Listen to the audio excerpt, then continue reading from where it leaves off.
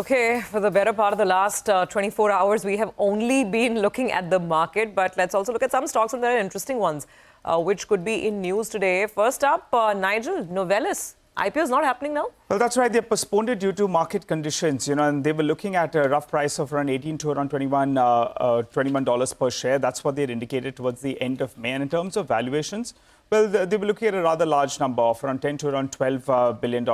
So this is, pushed back a little bit. I'll tell you what, they have not yet come out with the plan with what they'll do with this money that they'll raise. And going by the price band, it would be anything between 6,800 to around 7,800 crores approximately. So they've not yet come out with the plan.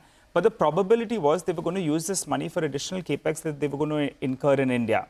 So that gets pushed back a little bit. I think, the stock could pull back a little bit because of this. But then, anyways, we didn't know what they were going to use this money with. So the street wasn't pricing in anything on that front. So I think it gets back to tracking the normal fundamentals, aluminium prices, Novelis EBITDA per ton. For the time being, a bit of a negative. But I think the market will look through this because anyway, they hadn't cleared out what they're going to do with it.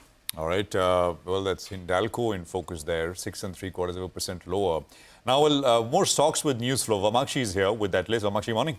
Well, good morning. Let me first start off with RCF. The company has received notice for provisional recovery for NPK units from Department of Fertilizers amounting to almost 265 crores. And this is mainly on account of unreasonable profit for the years FY20 to FY23. Shilpa Medicare, another stock on our radar. Its arm Shilpa Biologicals has filed its first drug master file of human albumin 20% with the US FDA. IKO Lighting also on our radar. Its arm IKO Solutions has commenced commercial operations from its Noida facility yesterday. Texmaco Rail has entered into a share purchase agreement with Saira Asia to acquire 51% stake for almost 9 crores. PNB is looking to dilute nearly 10% stake in Canada HSBC Life Insurance through its IPO.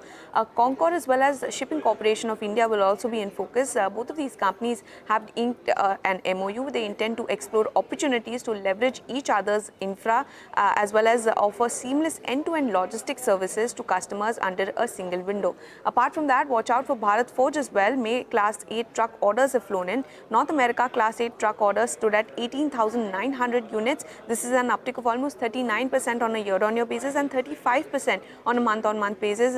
It is important to note that Class 8 truck orders have risen month-on-month for the first time since November 2023. So this bodes well for Bharat Forge. And lastly, let's also look at Angel One. A good strong update coming in from the company. Gross client acquisition stood at 8.8 lakhs, up nearly 15.8% on a month-on-month basis. This has risen month-on-month for the first time since December 23. They've also witnessed some market share gains as well. Equity market share as well as F&O market share has risen by 80 basis points on a month-on-month basis.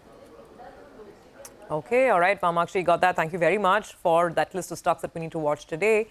With that, let's also turn our focus on commodities because that's where at least crude is giving us some good news. We have Manisha joining in with the latest. Manisha, good morning. Morning, Surabhi. Thank you for that. Well, yes, the commodity prices have continued to decline, and overnight was even a sharper cut really coming in for many of these. You have the US dollar index, which is holding steady at about 104. This is ahead of the US non-farm payroll data. Well, that comes in on Friday, and the markets are waiting for that for direction for the future. But in the meantime, you have seen a very sharp decline come in for metals. So you have copper prices now trading at a 1-month low. Prices declined 2.5% overnight. Iron ore prices, after a 2% of cut, are trading at a 7-week lows right now. We saw gold decline 1%. Silver is down 3.5%. Crude oil prices, as you mentioned, are trading at a 4-month lows right now with a 1.5% of a cut overnight, and the crude prices are down by 7% over the week. But the OPEC and allies meeting, while they have talked about easing of production going forward, that would mean more supplies coming into the market. And in any case, the U.S. supplies have been rising in the last 3 or 4 weeks right now, so that continues to put pressure. So everywhere that I look right now, after yesterday's New York market decline, Asia as well has opened on a weaker side for many of these commodities. Okay, all right, Manisha. Thank you very much for that. We'll keep all of those cues in mind as well.